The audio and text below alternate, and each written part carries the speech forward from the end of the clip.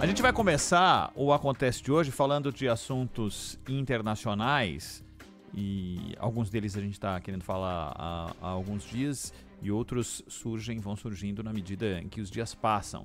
Mas, Zaidan, uma notícia importante que surgiu de ontem para hoje foi a possibilidade de estar sendo alinhavado ali um acordo de cessar-fogo em território libanês, em uma negociação entre os governos do Líbano e de Israel. Tem poder realmente para que isso se transforme em realidade, Zaidan, paralelamente a outros acontecimentos, como por exemplo a África do Sul apresentando um dossiê sobre o que Israel já fez e continua fazendo na faixa de Gaza. Pois é, Ronald, houve o anúncio do Najib Mikati, que é o primeiro-ministro do Líbano, e hoje é quem pode falar pelo Líbano. O Líbano está sem presidente, né?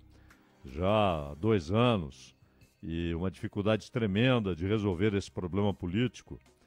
E a ideia parte de um rascunho que foi apresentado e publicado, inclusive, por uma emissora israelense, e tem data de 26 de outubro, recentíssimo, portanto. E aí, as cláusulas são as seguintes: o Hezbollah e outros grupos não poderão atacar Israel. E, em troca, Israel não fará operações militares com alvos no Líbano. O exército libanês e os pacificadores da ONU serão as únicas forças armadas na área da linha azul, que é ali, dentro do território libanês, no sul do Líbano. E qualquer venda de armas que tiver como destino o Líbano deverá ser supervisionada pelo governo libanês para que essas armas não cheguem ao Hezbollah. Israel retirará suas forças do Líbano em 7 dias, que serão substituídas por tropas do exército do Líbano. E a operação teria a supervisão dos Estados Unidos e um outro país, não definido. E em 60 dias, o Líbano teria de desarmar qualquer grupo militar não oficial, ou seja, o Hezbollah. Israel manteria o direito de se defender contra ameaças caso o Líbano não consiga impedir a produção, armazenamento ou transporte de armas pesadas por grupos não oficiais, ou seja, o Hezbollah. Aí é que está.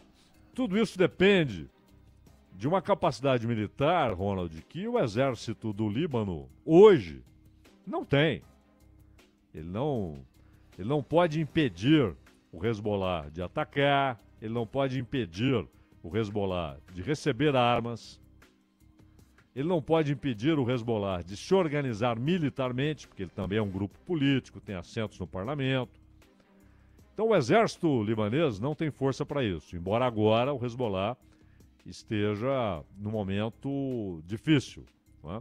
Com muitas lideranças mortas e com perda de uma parte importante do seu equipamento e de suas instalações militares. Agora, a razão de ser do Hezbollah continua ali, a ocupação das fazendas de Sheba por Israel. Israel sairá das fazendas de Sheba? Não, isso não é nem mencionado. E todo mundo sabe que ali é do Líbano.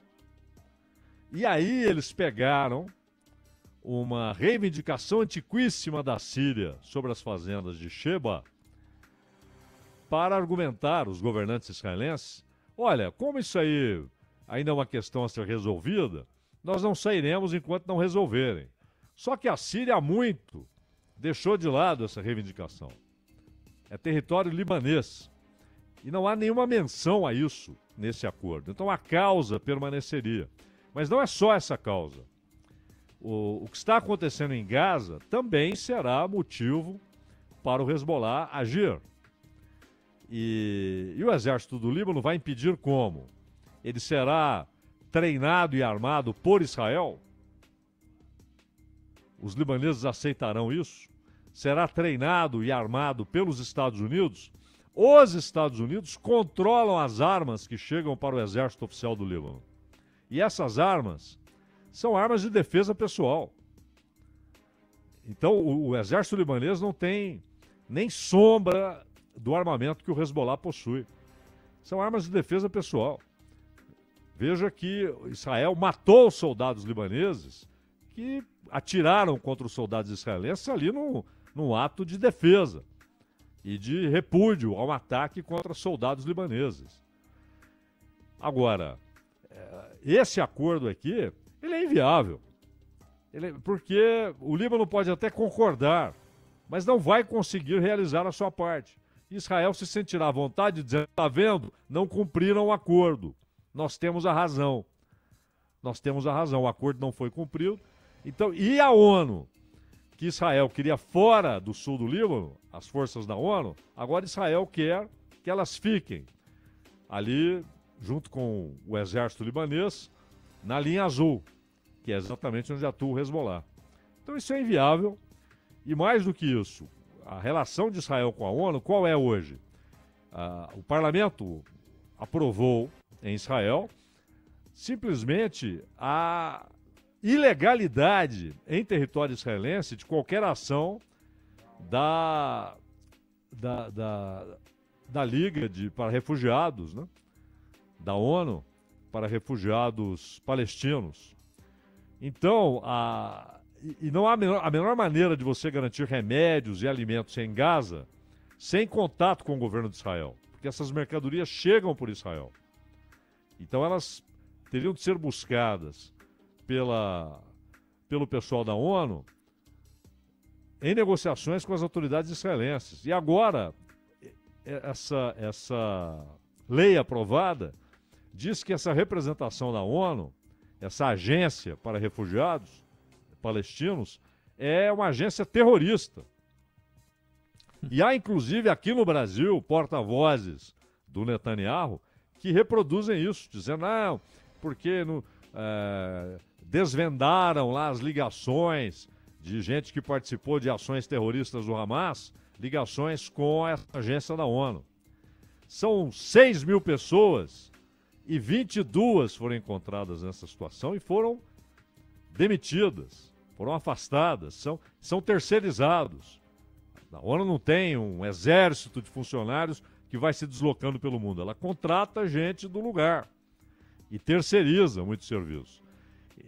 Na verdade, é para inviabilizar a entrega de remédio, de alimento, de ajuda humanitária para os palestinos. É parte do processo de dizimar a população de Gaza. Então, nesse ambiente, e ainda com o secretário-geral da ONU, considerado persona non grata em território israelense. Guterres não pode pôr os pés lá. Então, como é que você vai agora dizer, não, que a ONU vigia ali a linha azul junto com o exército do Líbano? São termos que são escritos para não serem realizados, né? São inviáveis, né, Ronald? Ô Zaidan, e paralelamente a isso, o governo sul-africano apresentou um documento de quase 5 mil páginas falando sobre genocídio de Israel exatamente na faixa de Gaza. Foi apresentado à Corte Internacional de Justiça.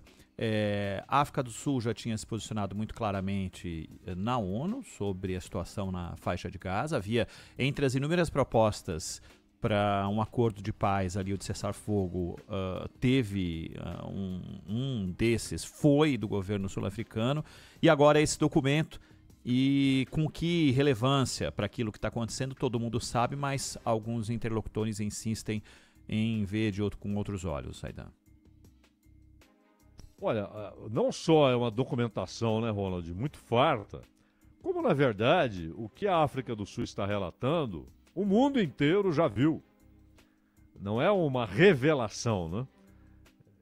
Simplesmente eles tiveram o trabalho de elencarem e tipificarem criminalmente essas ações perante a legislação internacional, acordos internacionais e tratados internacionais. Mais do que isso, há conceitos que são mundialmente acatados. É claro que a palavra genocídio ela pode produzir uma dificuldade jurídica, porque, em tese, você tem o genocídio como a decisão de exterminar um povo, uma etnia. E a palavra extermínio, que é intimamente ligada a genocídio, mas ela utilizada em vez de genocídio, ela pode ser mais facilmente trabalhada, porque está havendo um extermínio. Quando você mata milhares de mulheres, de crianças, numa população de 2.400.000 pessoas, e você mata ali 2% da população, 2% da população, e atingindo primordialmente mulheres e crianças, e em ações onde o único argumento é não, ali havia uma base do Hamas. Pô, então vá lá por terra, vá buscar um por um. Bombardear um edifício, um hospital, uma escola, bombardear acampamentos inteiros, porque é isso que virou Gaza. Pedir o deslocamento para determinada região para promover a segurança e bombardear essa mesma região, né? Exatamente. Isso não é acidental. Não é uma coisa que aconteceu uma vez, acontece todo dia. Todo dia há um ano. Então, que você tem ali uma ação de extermínio, isso está caracterizado, né? A palavra genocídio, embora ela tenha, digamos, o mesmo desfecho real, prático de extermínio, ela exige uma definição conceitual que pode tornar juridicamente mais difícil, né? Você caracterizar como genocídio. Mas como extermínio, não há a menor dúvida. E a África do Sul não esmoreceu desde o início. A África do Sul, até o ano retrasado, ela estava muito próxima dos Estados Unidos. Só que o governo sul-africano descobriu ações do governo americano para desestabilizar o governo sul-africano. Isso ocorreu até às vésperas da eleição. Os Estados Unidos tinham um candidato alternativo ao Ramaphosa. E aí a África do Sul adotou uma posição não só de independência, mas de enfrentamento, né? Porque você sabe que há consequências pesadas para quem assume esse tipo de ação contra o governo de Israel. E claro, a África do Sul não pode em nenhum momento ser acusada de promover uma ação contra judeus. Pelo contrário, vários judeus no mundo inteiro têm a mesma opinião que o governo da África do Sul. O governo de Netanyahu não é Israel. O governo de Netanyahu não é o povo judeu. É um governo. O regime, sim, porque não é só o Netanyahu. Isso não começou com o Netanyahu, embora tenha se radicalizado com a Lei da Nação. A Lei da Nação é de 2017 e ela radicalizou esse processo por definir o Estado de Israel como um Estado onde deve haver, é um princípio dessa lei de nação, onde deve haver a noção de Estado de uma raça, de um povo, de uma etnia, e um Estado nacional. E também o que começou a se propagar ainda em 2017 com a doutrina Smotrich. O Netanyahu é uma radicalização de algo que sempre existiu, mas não é o povo de Israel e não são os judeus. Então a ação do governo da África do Sul não é contra os judeus e não é contra Israel, é contra o governo de Benjamin Netanyahu, né, Ronald? Exatamente dessa forma, desde o princípio.